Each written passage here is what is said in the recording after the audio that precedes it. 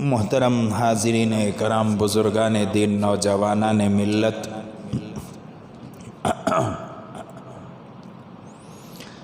آج رمضان المبارک کے بعد کا پہلا جمعہ ہے اور پتہ چل رہا ہے کہ شیطان کھل چکا۔ کیوں؟ اس لیے کہ اللہ تبارک و تعالیٰ کے گھر آج سے 1:30 بجے کے بعد بھریں گے۔ اس لیے کہ شیطان نے مسلمانوں کو دوبارہ اچک لیا۔ جو شیطان کے دھوکے میں آئے ان لوگوں نے جمعہ کا بھی اہتمام نہیں کیا، اور جو شیطان کے دھوکے میں نہیں آئے وہ جمعہ کی اذان کے ساتھ مسجد میں داخل ہو جاتے ہیں۔ رمضان المبارک کے مہینے میں ہم نے دیکھا کہ مساجد بڑی کھچا کھچ بھری ہوئی تھیں۔ رمضان ختم ہوا تو کل میں نے ہمارے علاقے میں ایک مسجد میں نماز پڑھی، اور میرا بھی پہنچنے میں تاخیر ہوئی تو میں نے دیکھا کہ امام صاحب اکیلے کھڑے ہو کر نماز پڑھ رہے ہیں، کوئی مصلی نہیں، کوئی آدمی نہیں۔ پھر بھی ظہر کی نماز میں سمجھ میں آتا ہے کہ کوئی آدمی نہیں ہے تو محلے کے لوگ حلال رزق حلال کمانے کے لیے گئے ہیں، جس کی وجہ سے مختصر سا مجمع ہوتا ہے۔ لیکن ظہر اثر مغرب عشاء میں اگر مجمع نہ ہو تو یہ سمجھ جانا چاہیے کہ لوگ غفلت میں پڑے ہوئے۔ اللہ حفاظت فرمائے، حالات بہت خراب ہیں۔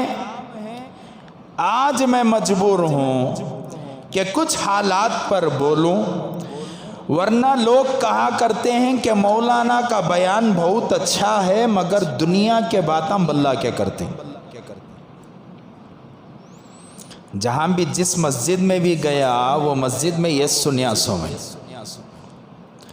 اور میں آپ کو بتاؤں اللہ کا کلام بھی دنیا کی مثالوں سے بھرا پڑا ہے۔ فرعون کے نام لینے کی اللہ کو کیا ضرورت تھی؟ لیا نہیں لیا؟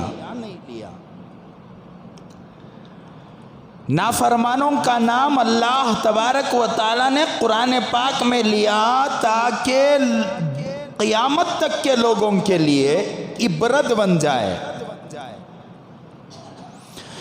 اللہ تبارک و تعالیٰ نے قرآن پاک میں بقرہ کہا۔ کیا ہے؟ سورہ بقرہ ہے۔ پہلی سورت کون سی ہے؟ سورہ بقرہ، سورہ فاتحہ کے بعد کی۔ بقرہ کے معنی کیا معلوم؟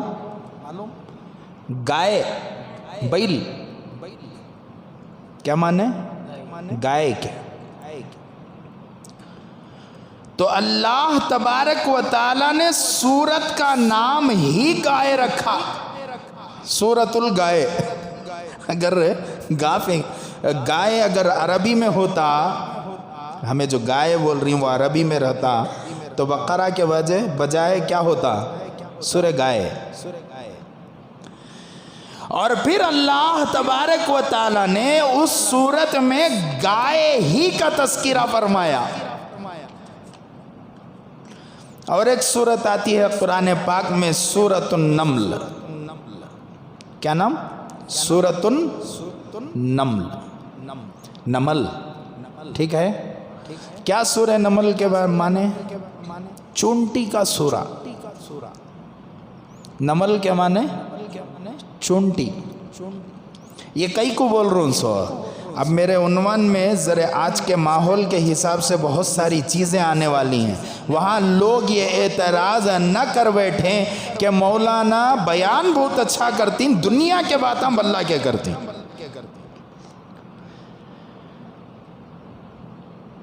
وہ دنیا میں رکھو لوگوں کے بیچ میں رکھو، لوگوں کے ذہن میں بھی وہ بیٹھیے، اور میں نہ بتاؤں مسجد میں تو پھر کوئی نہیں بتائے گا آپ حضرات کو حالات کیا ہے۔ صحابہ اکرام نے رسول اللہ صلی اللہ علیہ وسلم کا ساتھ دیا، کفار کے خلاف، دشمنان اسلام کے خلاف لڑنے میں ساتھ دیا، سازشوں کو ناکام بنانے میں ساتھ دیا، رسول اللہ صلی اللہ علیہ وسلم کے ساتھ کندھے سے کندھا ملا کر چلتے رہے۔ کیسے ہوا؟ حضور نے آگاہ کیا کہ یہ کفر ہے، یہ اسلام ہے، یہ اچھائی ہے، یہ برائی ہے، تم اچھائی پر چلو، برائی سے رک جاؤ۔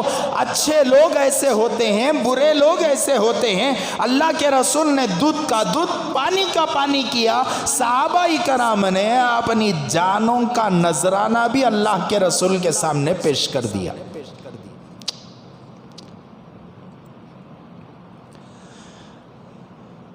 کیا کر دیا؟ صحابہ کرام نے اپنی جانوں کا نذرانہ تک پیش کر دیا۔ کیوں؟ اس لیے کہ اللہ کے رسول صلی اللہ علیہ وسلم نے نشاندہی کی تھی کہ دیکھو یہ دنیا والے تمہیں تکلیف دیں گے، تمہیں ڈٹ جانا ہے، ڈرنا نہیں ہے۔ ابو جہل دے گا۔ اللہ نے قرآن پاک میں ابو لہب کا نام سے ایک سورت اتاریا۔ کیا نام سورہ کا معلوم ہے؟ اب میں آئی سے شیطان ہمارے دور میں ابھی ہمارے سر کے اوپر یہ اہم ترین مسئلہ ہے۔ اس مسئلے میں مسلمانوں کی عزت کا تحفظ، اس مسئلے میں ماں اور بہنوں کی عزت کا تحفظ، اس مسئلے میں مسلمانوں کی مال و دولت کا تحفظ، اس مسئلے میں مسلمانوں کی بقا کا تحفظ، اس مسئلے میں مسلمانوں کی NRC کا تحفظ، مسلمانوں کے ہندوستان میں رہنا یا نہیں رہنا، اس کے متعلق کچھ چیزیں ہیں تو مجھے اس بارے میں عرض کرنا پڑے گا۔ اس لیے میں ایسے ہی کچھ باتیں آپ حضرات کے سامنے مثال کے طور پر شروع میں عرض کر رہا ہوں، تاکہ آگے چل کر کسی کے دل میں یہ خیال نہ آئے کہ مولانا کو مسجد میں بیٹھ کر یہ بولنے کی کیا ضرورت۔ ابو لہب کے بارے میں ایک سورت اتاری اللہ۔ کیا نام وہ سورت کا معلوم؟ ہمیں سب پڑھتی ہیں وہ سورت، نمازہ میں ہمیں پڑھتی ہیں وہ سورت۔ تقریباً 90% مسلمانوں کو، میرا وہم و گمان ہے کہ 90% مسلمانوں کو یاد ہے۔ کیا نام معلوم؟ سورۃ اللہب۔ تبت یدا ابی لہب، تبت یدا ابی لہب۔ کون ہے سورہ میں؟ ایک مولوی صاحب ایک بائنڈنگ والے کو قرآن دیے گئے تھے، ذرا بائنڈ ڈال کو دے با پھٹ جا رہا ہے۔ انہیں بائنڈنگ والے کی ایک عادت تھی، کیا بولے تو انہیں کتاب لینے کے بعد پوری کتاب پڑھ کو دیکھتا گئے تھے، اس میں کیا تبھی غلطیاں رہے تو اسے درست کر کو بائنڈ ڈال کو دیتا گیا تھا۔ مولانا کو معلوم تھا انہیں ذرا انگلیاں بھی کرتا ہے گا، تو قرآن دیتے ہوئے بولے کہتے دیکھ با یہ اللہ کا کلام، اس میں تو کیا بھی انگلیاں کرنے جانا کو یہ اپ ٹو ڈیٹ صحیح ہے۔ میں بھی یہ قرآن میں پڑھ کو حافظ ہو کو ہوں سو، یہ قرآن میں پڑھ کو عالم ہوا ہوں سو، اس میں کیا بھی کیا کرنا کو غلطیاں درست کرنے جانا کو، یہ قرآن ہے، اللہ کا کلام ہے، یہ ایک زبر زیر بھی آگے پیچھے ہمیں اس میں نہیں کر سکتے۔ نہیں حضرت بے فکر رہو، میرا کام بائنڈنگ کرنے کا میں کرتا ہوں، تمہیں بے فکر رہو کیا گیا۔ ٹھیک ہے، مولانا کو ذرا تسلی ہو گئی، دیکھو چلے گئے۔ اس کے بعد 2-4 دن 5 دن کے بعد آ کو پوچھے کیا صاحب بائنڈنگ ڈال دلے کیا؟ ہاؤ ڈال دلے حضرت، کیا بھی تو کرے نہیں نا؟ نہیں حضرت کیا بھی کر، یعنی اللہ کے کلام میں کیا تبھی کرنے ہوتا ہم نا، کیا بھی نہیں کریا، لیکن پڑھیا حضرت میں قرآن نے، اس کے اندر ذرے چیزاں ملے منجے، قرآن میں شیطان کا نام ہے، قرآن میں शैतान का नाम है, कुरान में फिरौन का नाम है। अल्लाह अल्लाह, मैं सोचा अल्लाह के कलाम में फिरौन का नाम, शैतान का नाम, नाफरमानों का नाम क्या नहीं रहना, नहीं रहना। इसलिए मैं क्या करिया, वो नामा निकाल डाल को जरी जगह तुम्हारा नाम लगाया, जरी जगह मेरा नाम लगा लिया। क्या करिया, जरी जगह तुम्हारा नाम लगा दिया, जरी जगह मेरा नाम लगा दिया। अल्लाह के कलाम में अबू लहब का नाम आया तो नमाज में पढ़ना नहीं, वहाँ मैं मुबारक तब्बत यदा मुबारक कर को पढ़ नहीं सकते। अबू लहब का नाम लेना मैं नमाज में खड़ को तोबा तोबा तोबा तोबा, नमाज खराब हो जाएंगी ना। नहीं, जब अल्लाह ने उतार दिया तो उतार दिया। और अल्लाह ने क्यों उतारा, किस लिए उतारा, एक लंबी तफसील है, इंशाअल्लाह कभी अर्ज करूंगा। हर आयत के पीछे शान नुज़ुल है, हर आयत के पीछे। ज़हन में बिठाना, ज़रा चीज़ें ऐसे मेरी ज़ुबान से निकल रही जो शायद आप लोग सुने नहीं रहेंगे अब तक। शान नुज़ुल का तो मालूम सुने कि अब तक नहीं सुने। शान नुज़ुल किसे कहते हैं, आयत को उतारने के लिए जो हालात बने, जो वाक़िया बना, उस वाक़िए को शान नुज़ुल कहा जाता है। इस वाक़िए की वजह से ये आयत उतारे, इसको क्या बोलते हैं, शान नुज़ुल बोलते हैं। पूरे कुरान में अच्छा दरमियान में एक शैतान उठा था, उसमें एक शैतान तो मर गया, मरदूद, ना फातिहा ना दरूद उन्हें मरियाच। एक बच्चा मग़फ़िरत की दुआ नहीं करया, मंजे मिला को बोल रहा हूँ, सो दूसरे का मंजे नहीं मालूम, मैं तो नहीं करया, इसलिए कि मग़फ़िरत की दुआ मुसलमान के लिए होती, सो काफिर के वास्ते मग़फ़िरत की दुआ नहीं होती। उसे यत्ता बोलेंगे, मर गया मरदूद, ना फातिहा ना दरूद। कौन ने, अभी परसों 2-3 दिन पहले मर गया, अबू जहल की औलाद तारीख़ फ़तेह। उसके साथ में और एक शैतान है अब भी हमारे हिंदुस्तान के अंदर। क्या बोलिया था उन्हें, 24 आयता कुरान पाक से निकालो गया था, बराबर है। अरे ज़रा बोलो, मुझे मालूम नहीं हो रहा, तुम ना मालूम है नहीं तो उसका नाम बोल को, फिर उन्हें कौन वो बोलना पड़ता, मुझे मालूम क्या 24-26 आयतें निकालो कर को। एक नालायक, एक शैतान, आस्तीन का साम, गधा, कमीना, कहते हैं कि पूरे अवार्डाओं से उन्हें बोलिया। लेकिन उन्हें जो बोलिया कि कलाम पाक में गैरों का काफिरों का कत्ल करो कर को, चंद आयतें ही वो आयतों को क्या करो कर को, निकालो कर को। गधाज बोलता सो ऐसा, पक्का समझदार, दूरंदेश, बाइल्म आदमी, इल्म वाला आदमी कभी नहीं बोलता। कई को नहीं बोलता बोले तो जब उन्हें बैठकर कुरान की तिलावत करेगा, उलमा की सोहबतों में रहेगा, तो उलमा बताएंगे कि जो 26 आयतें हैं, इन आयतों को किस वजह से उतारा गया। उतारने की वजह है वो 26 आयतें। बाज़ आयतें जंग के मौक़ों पर उतरी हैं, बाज़ आयतें अल्लाह के रसूल सल्लल्लाहु अलैहि वसल्लम के साथ नाफरमानी कुफ़ार ने किया, उस वक्त अल्लाह तबारक व तआला ने उतारा है।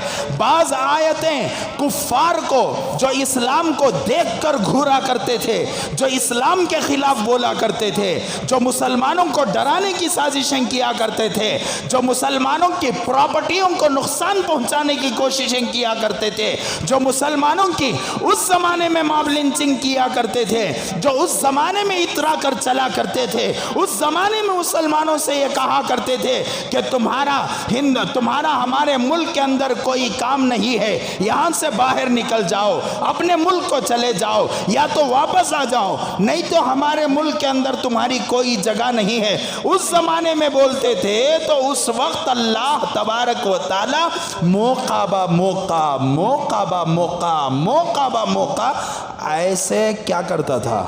آیتوں کو اتارتا تھا، اور ان آیتوں پر ڈیبیٹ کرنے والے ذرا ڈیبیٹ کرے۔ ایک طبی عالم گیا وہاں، تمہیں دیکھے کان طبی، آستما کی شکایت ہے، کون سے کی؟ ایک مریض کو۔ میں ایک جگہ دیکھا نارائن ہدرالیہ میں، ہمارے ایک دوست کی اہلیہ کا آپریشن کرنا تھا، سر کا آپریشن، یہ سر کا آپریشن۔ ایک بہت بڑا کانفرنس ہال ہے، ڈاکٹر بیٹھ کر مشورہ کرتے۔ وہ جو ان کا سر کا ایکس رے تھا نا، وہ ایکس رے لگا دیے ہیں ادھر ادھر سب، سامنے کانفرنس ہال ہے، گول میز ہے، وہ میز پر ڈاکٹر حضرات، پورے سرجن، بڑے بڑے سرجن حضرات بیٹھ کر کیا کر رہی؟ سامنے وہ لگا دال کو مشورہ کر رہی۔ وہاں منجے بلا کو بٹھائے تو مولانا زبردست بولتے ہیں، ہماری مسجد کے امام ہیں، ہاں ہمارے مسائل چٹکی میں حل کر ڈالتی ہیں، ہمارے حج کے مسائل کرتی، ہمیں مرگے تو مسائل حل کرتی، ہمارے جیے تو مسائل حل کرتی، ہمیں کیا کی کرے تو مسائل حل کرتی، ہمارے فیصلے کرتی، بلڈے کا بھی فیصلہ انوچ کرنا۔ منجے بلا کو بٹھائے تو کیا ہوتا؟ مریض قبرستان آباد ہو جاتا۔ کون سا کام کون کرنا؟ انہیں کرنا۔ مولانا کیا کی گاڑی آف ہو گئی ہے، ذرا کیا ہوا دیکھو تمہیں کر کو، بولے 4 ویراں اور گھچیٹ کو چھوڑ تو میں ریڈی ہوتی ہے گاڑی۔ ٹی وی ڈیبیٹس میں 26 آیتوں پر ڈیبیٹ کرنا تو انجینئر کو بلا کر بٹھایا گیا، ڈاکٹر کو بلا کر بٹھایا گیا، لائروں کو بلا کر بٹھایا گیا، دشمنان اسلام کو بلا کر بٹھایا گیا، لیکن ان شیطانوں میں ہمت نہیں رہی کہ وہ حضرات علماء، ایکسپرٹ حضرات علماء اکرام کو بلا کر بٹھاتے، اس لیے کہ ان کے کپڑے اتار ڈالتے تھے علماء وہاں بیٹھتے تو معلوم ہوتا قرآن کیا چیز ہے، لوگوں تک ہزاروں اور لاکھوں لوگوں تک میسج پہنچتا۔ جو اللہ کے رسول صلی اللہ علیہ وسلم کے زمانے میں آپ کو بتاؤں، ہمارے ساتھ برادران اسلام، برادران جو چاہے مسلمان ہو چاہے غیر مسلم ہو، ان کے ساتھ اللہ تبارک و تعالی حسن سلوک کا حکم دیتا ہے، لیکن کس کے خلاف پھر یہ 26 آیتوں میں بول کر ہے؟ سو یہ بھی ایک سوال پیدا ہوتا نا، وہ 26 آیتیں یا 24 آیتوں میں پھر اللہ تعالیٰ جہاد کرو کر کو بولیا، وہ کس کے خلاف؟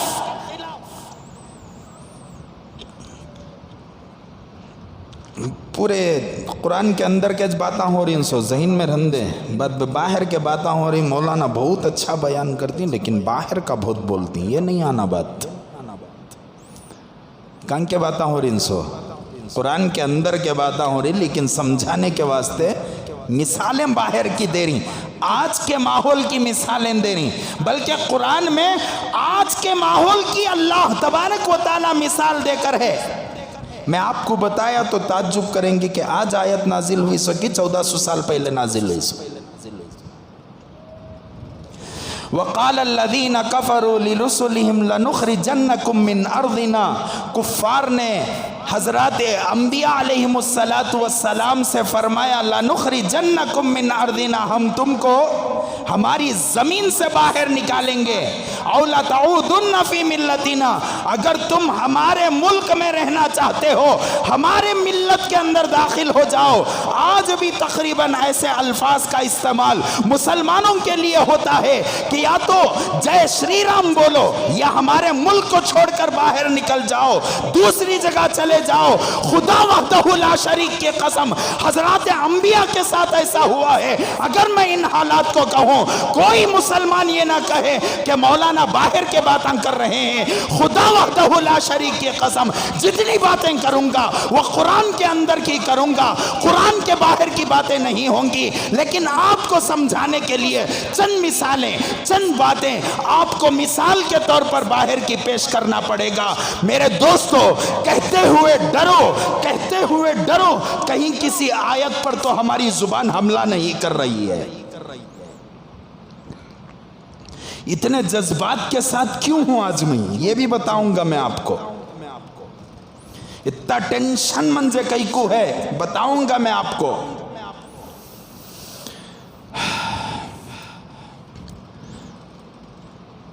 تو کیا بتا رہا تھا، وہ 26 آیتیں اتارنے میں کیا ہے، ہر آیت کے پیچھے ایک شان نزول ہے۔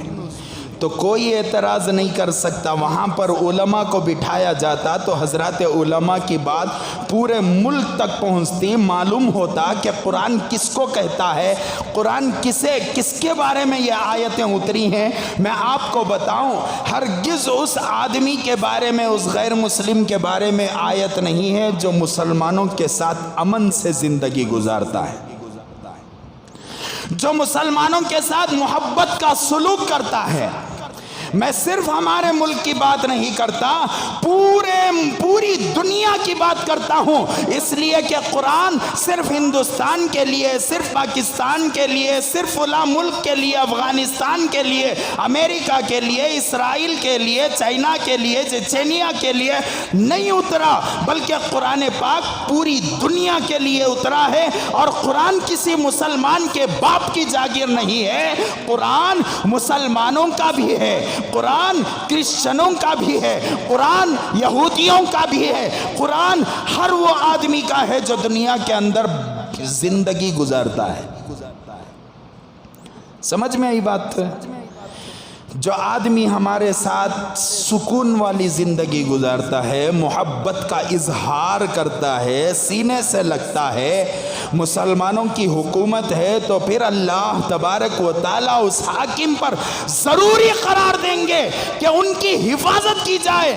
تمہارے غیر مسلم بھائی جو تمہارے ماتحت زندگی گزارتے ہیں، ان کے اوپر آنچ آئی تو کل قیامت کے دن اللہ تبارک و تعالیٰ اس حاکم سے سوال کرے گا۔ انہیں تکلیف پہنچی، کل قیامت کے دن اللہ تبارک و تعالیٰ اس حاکم سے سوال کرے گا جس حاکم کے حکم کے، یعنی حکم بادشاہت میں کسی غیر مسلم کو تکلیف ہوئی ہے۔ چلو یہاں ایک واقعہ یاد آ رہا ہے۔ اللہ کے رسول صلی اللہ علیہ وسلم کے پاس ایک یہودی آیا، بوڑھے میاں۔ اس زمانے میں اگر کوئی غیر مسلم یا مسلمان آ جاتا، اجنبی آتا، آج ہمیں مہمان بننے میں شرماتے ہیں۔ ماما کے گھر کو جانا، پھپھو کے گھر کو جانا، نانی کے گھر کو جانا، نانا کے گھر نہیں، یہاں سے گزر لگتا سا، اس سے آگا سا، ہمیں کیا بولتے ہیں، یہاں سے گزر لگتا۔ تمہارے یہاں چایا کر کو بولے تھی عزت میں کمی نہ، آج کا ماحول ہے ایسا، تمہارے یہاں چایا سو میں، ارے محبتاں بڑھ جاتی ہیں بھائی، بولو تمہارے یہاں چایا سو، تم نس دیکھنے آیا سو، نہیں یہاں سے گزر لگتا، ارادہ ہوا بات کر لگ چلے جیں گے، گیا سن کیا چنے۔ اس زمانے میں مہمان کیسا بنتا تھا، آتے دروازہ کھٹکھٹاتے، میں راہگیر آدمی ہوں، میں مسافر ہوں، 3 دن کے لیے آپ کا مہمان بننا چاہتا ہوں، کیا آپ مجھے کھانا کھلائیں گے؟ لوگ پوچھتے تھے اس زمانے میں۔ تو ماشاءاللہ فوراً حضرات صحابہ جناب محمد رسول اللہ صلی اللہ علیہ وسلم ایکسپٹ کرتے تھے، بلاتے تھے، بٹھاتے تھے، کھلاتے پلاتے سب کر کو ان کو 3 دن کے بعد بھیجتے تھے۔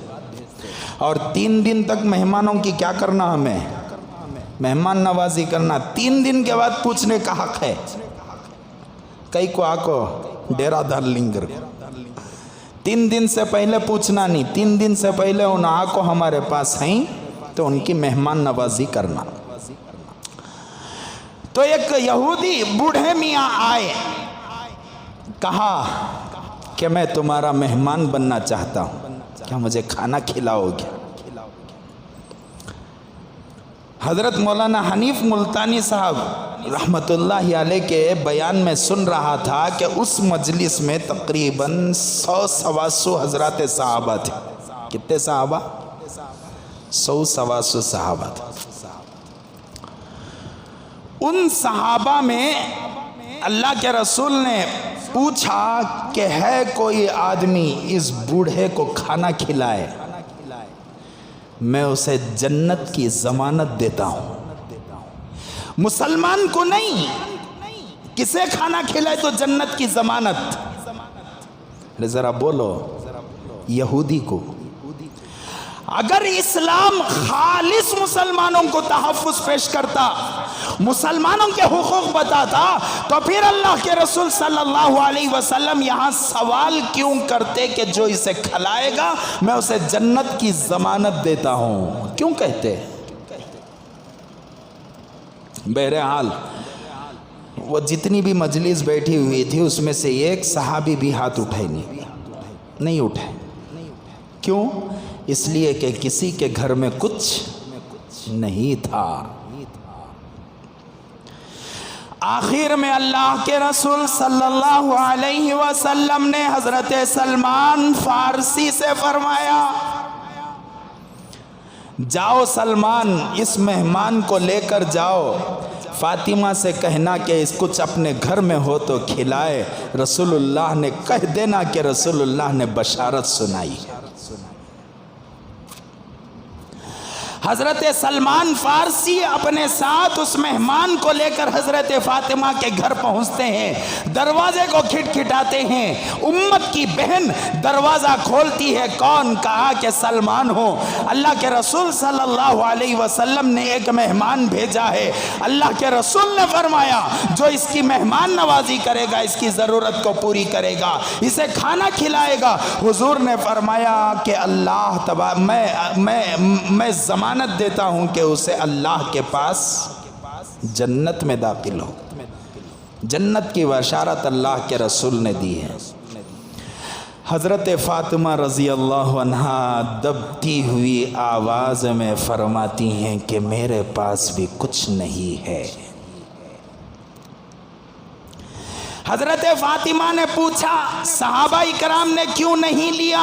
فرمایا کہ صحابہ اکرام کے پاس کچھ نہیں ہے, صحابہ پر فاقے گزر رہے ہیں. حضرت فاطمہ نے دبی آواز میں کہا میرے بھی فاقے گزرے, میرے پاس بھی کچھ نہیں. اب جنت کی بشارت تھی تو امت کی بہن اللہ کے رسول کی بیٹی چھوڑ کیسے سکتی تھی کہ اس لیے کہ بھیجنے والا جناب محمد رسول اللہ صلی اللہ علیہ وسلم تھے, کائنات کا سردار تھا. فرمایا کہ کھڑے ہو جاؤ, میں کچھ کرتی ہوں. اندر گئی. یمن کی ایک قیمتی چادر تھی, یمن کی ایک قیمتی شال تھی, چادر تھی. دیا, کہا کہ اسے لے جا کر بازار میں بیچ دینا, اس کے ذریعے سے جو پیسے آئیں گے اس کی ضرورت کو پوری کر دینا.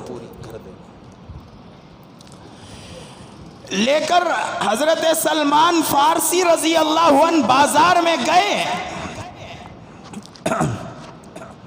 اور چادر ایک یہودی کے دکان میں دینے لگے. اس یہودی نے پوچھا یہ کیا ہے؟ کہا کہ یہ چادر ہے, بیچنا چاہتا ہوں. یہ مہمان ہے اللہ کے رسول صلی اللہ علیہ وسلم کا, یہودی ہے. حضور نے فرمایا جو اسے کھلائے گا اسے جنت کی بشارت ہے. اللہ کے رسول کے صحابہ کے پاس کچھ نہیں تھا. پھر حضور نے فاطمہ کے پاس بھیجا, حضرت فاطمہ کی یہ چادر ہے, یہ چادر آپ خرید لیں. اس چادر کے جو پیسے آئیں گے ان پیسوں سے اس یہودی کی ضرورت کو پوری کی جائے گی, اسے کھانا کھلایا جائے گا.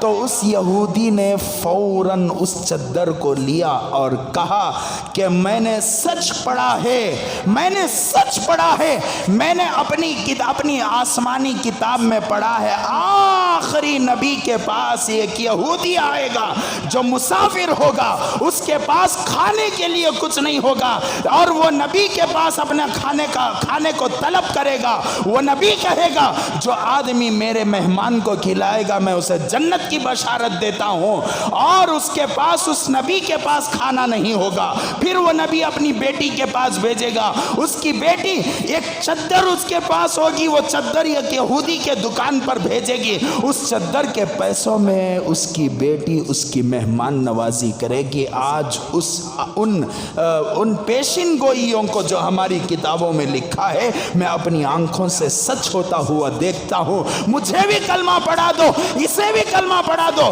ہمیں ہماری بھوک بعد میں مٹانا، ہمیں یہ چادر بعد میں دینا، لیکن پہلے ہمیں کلمہ پڑھاؤ۔ سیدھا گئے، دونوں نے وہیں پر بیٹھ کر اللہ کے رسول کے سامنے کلمہ پڑھا۔ یہ کیوں؟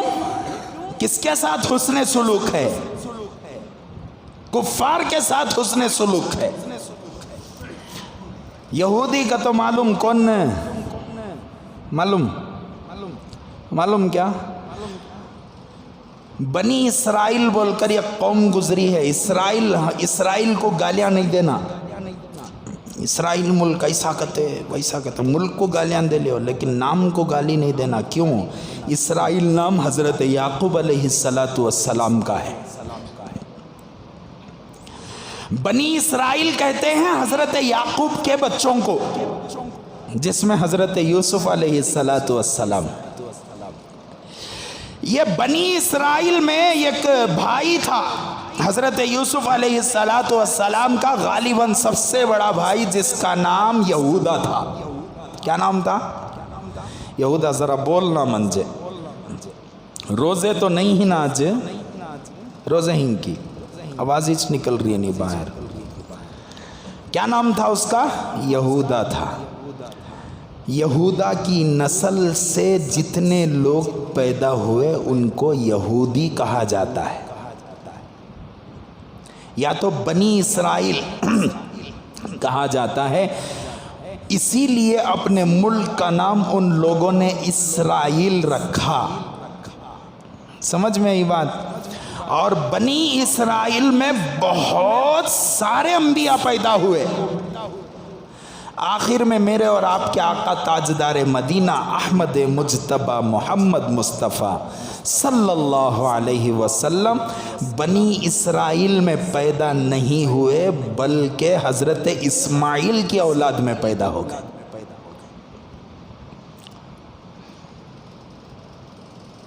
یہ یہودیاں کو یہ جو غصہ، پورے نبیاں ہمارے کس میں، ہمارے خاندانہ میں، ہمارے نسلہ میں آئے، اور ان کو انتظار تھا حضور صلی اللہ علیہ وسلم بھی نبی آخر الزماں بھی کس میں پیدا ہوں گے؟ انہی کی نسل میں پیدا ہوں گے۔ اللہ تعالیٰ اٹھایا اچنی کی نسل ہی بدلا دلیا۔ حضرت یعقوب علیہ السلام اور حضرت ابراہیم خلیل اللہ علیہ السلام کے 3 بیٹے، حضرت اسماعیل، حضرت اسحاق، اور ذہن سے نکل گیا مجھے، چلو ٹھیک ہے، حضرت اسماعیل اور اسحاق، ٹھیک ہے۔ حضرت اسماعیل کی نسل میں جتنے بچے پیدا ہوئے وہ سارے بہترین اللہ والے پیدا ہوئے، ٹھیک ہے۔ حضرت اسحاق کی نسل میں انبیاء علیہ السلام پیدا ہوئے۔ حضرت اسحاق کے بیٹے حضرت یعقوب، حضرت یعقوب کے بیٹے حضرت یوسف علیہ السلام۔ حضرت یوسف کی نسل میں انبیاء پیدا نہیں ہوئے، لیکن جو حضرت یوسف کے دیگر بھائی تھے ان کی نسل میں حضرات انبیاء بہت سارے پیدا ہوئے۔ سمجھ میں آئی بات؟ تو وہ لوگ یہ چاہتے تھے کہ ہماری نسلوں سے کون پیدا ہو جائیں؟ حضرت جناب محمد رسولullah صلی اللہ علیہ وسلم پیدا ہو جائیں، لیکن حضرت اسحاق کی نسل ہے نا، وہ حضرت اسحاق کے بیٹے حضرت یعقوب کے بچوں میں انبیاء، بچوں کی نسلوں میں انبیاء پیدا ہوئے، تو اسحاق کی اولاد کون ہے؟ بنی اسرائیل ہیں۔ تو وہ چاہ رہے تھے، کیا چاہ رہے تھے؟ کہ ہماری نسل میں، ہمارے دادا کی نسل میں کون پیدا ہو جائے؟ نبی آخر الزماں پیدا ہو جائے۔ لیکن اللہ تبارک و تعالیٰ نے پورا پالا پلٹا دیا، اور اللہ کے رسول صلی اللہ علیہ وسلم کو حضرت اسماعیل کی اولاد میں پیدا فرما دیا، حضرت اسحاق کی اولاد میں اللہ نے نہیں پیدا فرمایا۔ تو وہیں پر ان لوگوں کو دشمنی آ گئی کہ اگر ہماری نسل میں پیدا ہوتا ہم نبی مانتے، چونکہ ہماری نسل میں پیدا نہیں ہوا تو ہم نبی آخر الزماں کو نبی نہیں مانیں گے۔ یہ تب جھگڑا ہوا، اور اتنی سازشیں آج تک چل رہی ہیں مسلمانوں کو برباد کرنے کی، غارت کرنے کی۔ انہوں نے ترکی کی حکومت کو، سلطنت عثمانیہ کو ختم کیا، بڑے بڑے ممالک کو برباد کیا، سازشوں کے ذریعے سے برباد کیا۔ پھر رحم کھا کر مسلمانوں نے اتنی سی جگہ عطا فرمائی فلسطین کے بازو میں، جسے اسرائیل کہا جاتا ہے، وہ اتنی سی جگہ عطا کی گئی تو انہوں نے اپنا دائرہ وسیع کرتے کرتے کرتے اب ان کا ارادہ ہے بیت المقدس پر بھی قبضہ کر لیا جائے۔ سمجھ میں آیا کیا؟ یہ مختصر سی تاریخ، اگر تاریخ بولیا تو ایک لمبی تاریخ ہے۔ ان لوگوں نے اللہ کے رسول صلی اللہ علیہ وسلم کے دور میں جو حضور صلی اللہ علیہ وسلم کے اوپر جان لیوا حملہ ہوا، حضرات صحابہ کو قتل کیا گیا، یہ بھی کہیں نہ کہیں یہودیوں کی ہی سازش ہے۔ آج بھی جو مسلمانوں پر حالات ہیں، حملہ ہے، کہیں نہ کہیں یہودیوں کی سازش ہے، یہودی کر رہے ہیں، سمجھ۔ لیکن اتنی دشمنی کے باوجود اللہ کے رسول صلی اللہ علیہ وسلم اس یہودی کے ساتھ کیا کر رہے ہیں؟ آپ اندازہ لگاؤ کتنا پیارا ہمارا اسلام ہوگا، کتنا پیارا مذہب ہوگا۔ پھر قرآن نے کیوں کہا، قرآن نے کس موقع پر کہا کہ ان کو مارو؟ کس موقع پر کہا؟ جب وہ مسلمانوں پر حملہ کریں، جب وہ مسلمانوں کی ماں اور بہنوں پر حملہ کریں، جب وہ مسلمانوں کی عزتوں کو تار تار کریں، مسلمانوں کی پراپرٹیوں پر حملہ کریں، مسلمانوں پر غلط الزامات لگا کر اندر بند کریں، جب مسلمانوں کے اوپر تکلیف بن کر وارد ہو جائیں، اس وقت مسلمانوں پر ضروری ہے کہ اپنے اسلام کی بقا، مسلمانوں کی بقا اور قرآن کی بقا، ماں اور بہنوں کی عزتوں کی بقا کے خاطر اپنے آپ کو کیا کرے؟ اسلام کے لیے پیش کرے۔ یہ تے باتاں بولیا سو کئی کو اب آرو اپنے عنوان پر، اتنے باتاں جو بولیا میں شاید بعد میں اس والوں کو سمجھ میں آیا نہیں رہنگا، جو شروع سے ہی ان لوگوں کو سمجھ میں آتا ہے۔ یہ جو باتیں میں نے کہیں، وہ 26 آیتیں اور کیا کی اور کدھر کی، میرے سے زیادہ نیوزاں کون دیکھ رہی؟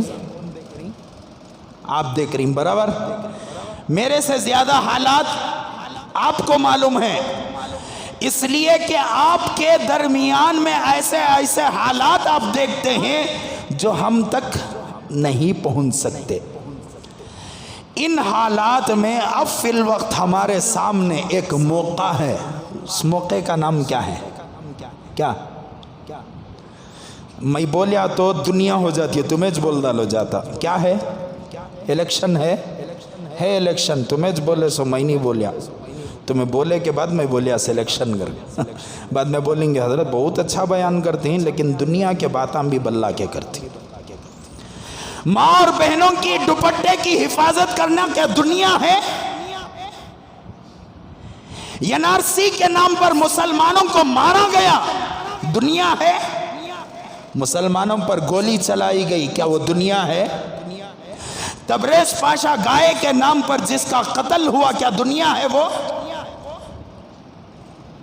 اگر میرا بھائی ہوتا میری بہن ہوتی، میری بچی ہوتی جس کی عزت نعوذ باللہ من ذالک، اللہ ہم سب کے بچوں کی عزتوں کی حفاظت فرمائے، اگر میرا گھرانہ ہوتا جس 8 سال کی آصفہ بچی کی عزت لوٹی گئی میرے گھرانے میں سے وہ ہوتی تو کیا تب بھی یہ کہتے کہ مولانا کو ممبر میں بیٹھ کو یہ باتیں نہیں کرنا چاہیے؟ پوری بالکل یہ سوچنے کو میں بول رہا ہوں، منجھے ڈر نہیں، منجھے بھی ڈر ہے۔ کون کہتا ہے کہ ڈر نہیں ہے؟ ڈر ہے۔ آج کوئی بھی آدمی ان کے ظلم کے خلاف آواز اٹھائے گا، اس آدمی کو ختم کر دیا جائے گا۔ میرا یہاں سے دیکھو بچہ میرا بیٹھا ہے، اس کی فکر ہے، منجھے بھی، میرے بچوں کی بھی فکر ہے، میری بیوی کی بھی فکر ہے، مجھے میرے گھرانے کی بھی فکر ہے، لیکن پھر بھی سینہ ٹھوک کر اس لیے کہہ رہا ہوں، اگر میں نہ کہوں تو پھر مسلمانوں میں بیداری پیدا کرنے والا کوئی نہیں ہوگا۔ ایک ہو جاؤ، ایک جٹ ہو کر کام کرو۔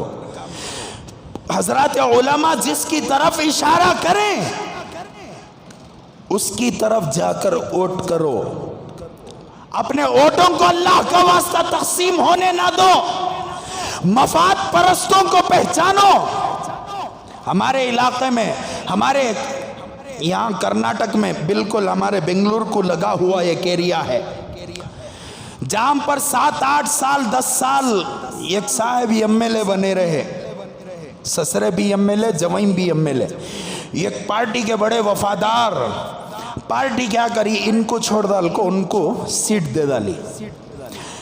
انہوں جتا رہے تھے قوم کو، کیا بول کر رہے، ہمیں قوم کے واسطے کر رہی، ہمیں قوم کے واسطے کر رہی، ویسے چوراتے سو آپ کے سامنے، ہمیں قوم کے واسطے کر رہی، ہمیں قوم کے واسطے کر رہی، ہمیں قوم کے واسطے کر رہی بول کر آتی ہیں آپ لوگوں کے سامنے۔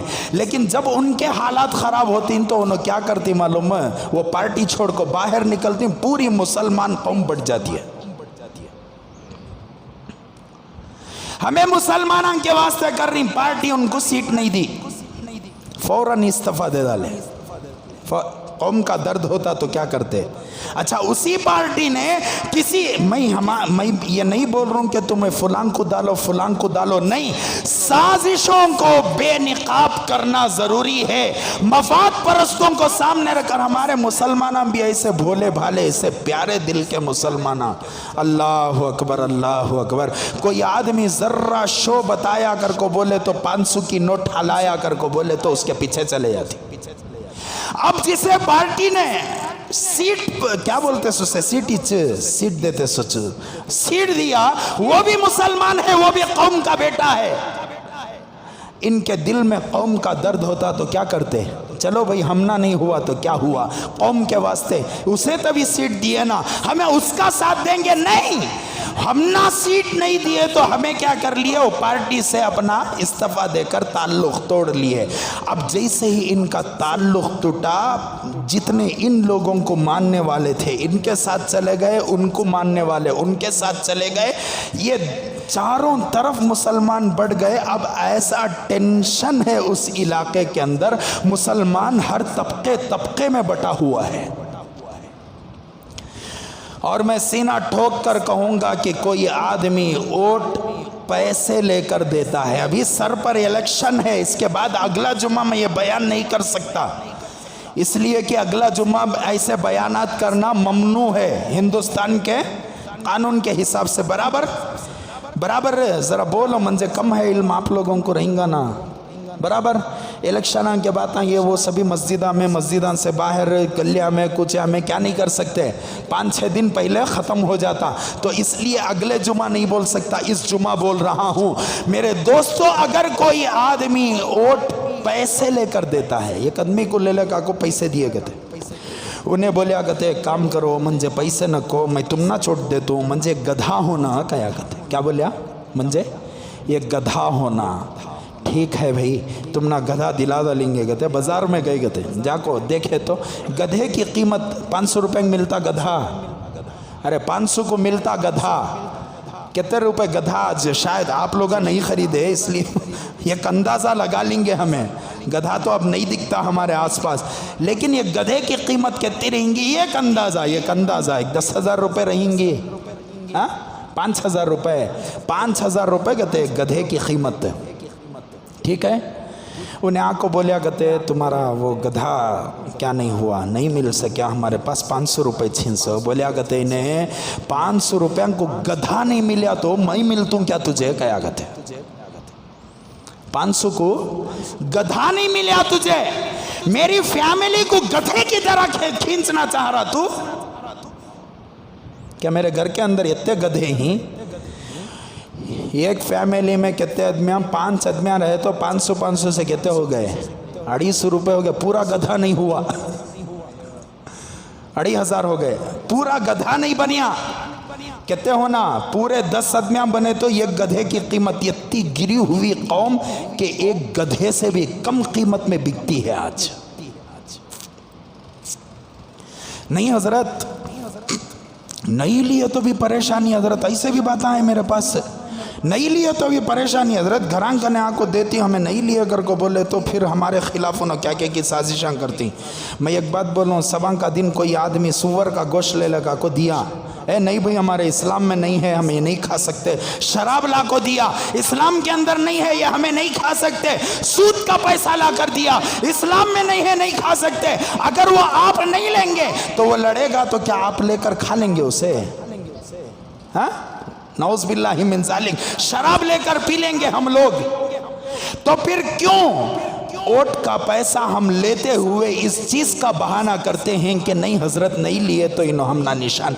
ठोकर पर रखो उनकी साजिश को, ठोकर पर रखो, इसलिए कि इस्लाम मेरे दोस्तों किसी बड़े से बड़े ओहदेदार के सामने झुकने का क्या नहीं देता, तालीम नहीं देता। अल्हम्दुलिल्लाह सुम्मा अल्हम्दुलिल्लाह। मेरे साथ 8 दिन पहले गुजरा हुआ वाक़या बोलकर अपनी बात को ख़त्म करूं। आको सबको भी मिल रहा था उन्हें, ये मिले एक इलाके का, ये इलाके न को हम ना, ये के मिले, मैं सौदा ले को खड़िया था दुकान में, सौदा ले उन्हें आयत मंजे क्या कहते हैं, हमारे अकाबिरीन अल्लाह वाले तो ऐसे प्यारे अल्लाह वाले कभी बादशाहों के सामने सर नहीं झुकाए, तो हमें उनकी जूतियों को सर पर रखकर चलने वाले हमें क्यों झुकाएंगे। मैं सौदा ले खड़िया था, सौदे के पीछे आको उन्हें क्या करे, वो दुकान वाले को बात करे, आखिरी ननगे वंसल्पा क्या की किधर की, उसका उन्हें बोल डाल को निकल रहा था मंजे देखा उन्हें, मैं देखा नहीं उसे, उन्हें कैसा है घर को भी अब भी याद नहीं है मंजे में, उसकी तरफ भी देखा नहीं। उसके बाद क्या कर यारिंगा, सबको घमंड से फ़क्र से देखो 4 बातें बोल को जा रहा था। अल्हम्दुलिल्लाह उसी दुकान में मैं खड़ा हुआ था तो गुरु बड़े पूरी तरह आधा झुग्गा मैं बिछाना डाल लेता, क्या समझा, अब क्या बिछाना डाल लेना बाकी था। सो जो बेनियाज होता है अल्लाह ताला काफिरों के दिलों के अंदर उसका रौब पैदा करता है, जो बेनियाज होता है अल्लाह तबारक व तआला ओहदेदारों के दिलों में उसका रौब पैदा करता है। मैंने ऐसी कौम को भी देखा जिन्होंने एमपी के सामने पैसों की बात पर डेस्क पर हाथ मार कर कहा कि अब तक तुम्हें खरीद कर आदत हुई है, हम ऐसे नौजवान हैं, हमें कोई खरीद नहीं सकता, हमें बिकने वाली कौम नहीं। अब इस वोट के पीछे, इस इलेक्शन के पीछे याद रखो हमारी बच्चियों के दुपट्टे छुपे हुए हैं। इस इलेक्शन के पीछे हमारी माँ और बहनों की इज्जतें तहफ़्फ़ुज़ करने का इलेक्शन है। ये इलेक्शन हमारे मुसलमानों के तहफ़्फ़ुज़ करने का इलेक्शन है। इस इलेक्शन के पीछे आपके रिजर्वेशन की बात आएगी। अपने इलेक्शन को वोट दबाते हुए अल्लाह की तरफ देखना, बारी ताला मैं तुझे गवाह रखकर वोट की उंगली को दबाता हूं। अगर अल्लाह ना करे कोई मुसलमान मफादात के खातिर किसी की मोहब्बत में आकर किसी को वोट देता है और हमारे वोट आपस में बढ़ जाते हैं और किसी माँ और बहनों की इज्जतों का तहफ़्फ़ुज़ नहीं होगा, कल क़यामत के दिन जहां नमाज का सवाल होगा, जहां रोजे का सवाल होगा, जहां हज का सवाल होगा, जहां हमारे फराइज़ का सवाल होगा, वहां पर अल्लाह तबारक व तआला यह सवाल करेंगे कि मेरी एक नादान बेटी की इज्जत लूटी जा रही थी, ये तुम्हारी वजह से हुआ था। एक मेरे मुसलमान नौजवान को मॉब लिंचिंग में मारा जा रहा था, ये तुम्हारे वोट की वजह से हुआ है। ये मेरी बंदी को ख़त्म किया जा रहा था, ये तुम्हारे वोट की वजह से है। ये एक गरीब रास्ते पर तड़प तड़प कर मर रहा था, ये तुम्हारे वोट की वजह से है। अल्लाह तबारक व तआला जहां हमारे आमाल हैं वहीं पर इसका भी सवाल करेगा, तो हम क्या जवाब देंगे? तो इसलिए हाथ जोड़कर मैं आपसे गुजारिश करता हूँ, एक हो जाओ।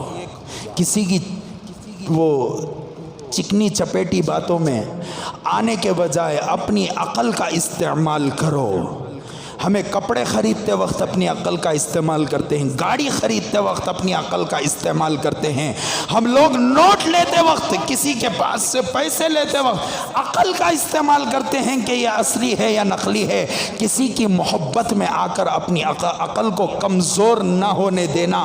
एक हो जाओ, एक हो जाओ, अल्लाह के नाम पर एक हो जाओ और अल्लाह को हाजिर और नाजिर रख कर उंगली को दबाओ। उस वक्त डर लगे कि कहीं ये मेरा ओट मेरी बहन की इज्जत को तार तार ना करे। ये सोचकर अपने बच्चों को ज़हीन में लाओ, अपनी बीवी को ज़हीन में लाओ, अपनी माँ को ज़हीन में लाओ, अपने ख़ानदान को ज़हीन में लाओ और उसके बाद अल्लाह को हाजिर और नाजिर रखकर ओट दबाना, ओट का वो बटन दबाना। अल्लाह ताला से दुआ है, अल्लाह तबारक व तआला हमारे मुल्क की हिफाजत फरमाए, हमारे मुल्क के पार्लियामेंट की हिफाजत फरमाए, हमारे मुल्क की असम्बलियों की अल्लाह तबारक व तआला हिफाजत फरमाए। यहाँ पर अमन पसंद अल्लाह ताला हुकूमत को कायम फरमाए और ऐसी हुकूमतों को अल्लाह ख़त्म फरमाए जो हुकूमतें मुसलमानों पर जुल्म करती हों, दलितों पर जुल्म करती हों या मुसलमान के अलावा जितने मज़ाहिब हैं उन पर जुल्म करती हो। अल्लाह ऐसी हुकूमतों से हम सब की हिफाजत फरमाए। आमीन व आखिरु दावाना अनिल हम्दुलिल्लाहि रब्बिल आलमीन। अगले जुमा इंशाअल्लाह आयतुल कुर्सी की फ़जीलत और उसके बरक़ात आप हज़रात के सामने अर्ज़ करूँगा।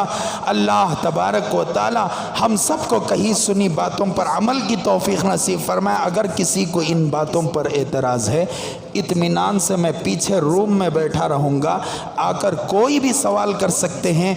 पीछे अल्लाह का वास्ता ना बयान करें कि मौलाना बहुत अच्छा बयान करती हैं लेकिन दुनिया की बातें बल्ला की करती। शुरू में मिसाल दिया मैं कुरान भर को है सो दुनिया की बातों से चे मिसालों के वास्ते हम लोगों को आज की मिसालां दिए तो समझ में आते सो, नहीं तो नहीं समझ में आते। इसलिए एतराज़ ना करें, दिल के दर्द के साथ, कुड़हन के साथ माँ और बहनों को सामने रखकर, उनकी इज्जतों को सामने रखकर और बुलडोज़र जिनके मुसलमानों के घरों पर चला है उनके घरों को सामने रखकर और जिनको खामखा शूट किया गया उनकी मैयतों को सामने रखकर मैंने ये सारी बातें कही हैं। एतराज़ करने से पहले 100 मरतबा सोच लेना। कोई मसला रहा तो इंशाअल्लाह मैं पीछे रहूँगा, वहाँ आकर आप मुझसे इस बारे में सवाल कर सकते हैं। अल्लाह ताला से दुआ है कि अल्लाह ताला हम सबको इन बातों पर अमल की तौफ़ीक़ नसीब फरमाए। आमीन व आखिरु दावाना अनिल हम्दुलिल्लाहि रब्बिल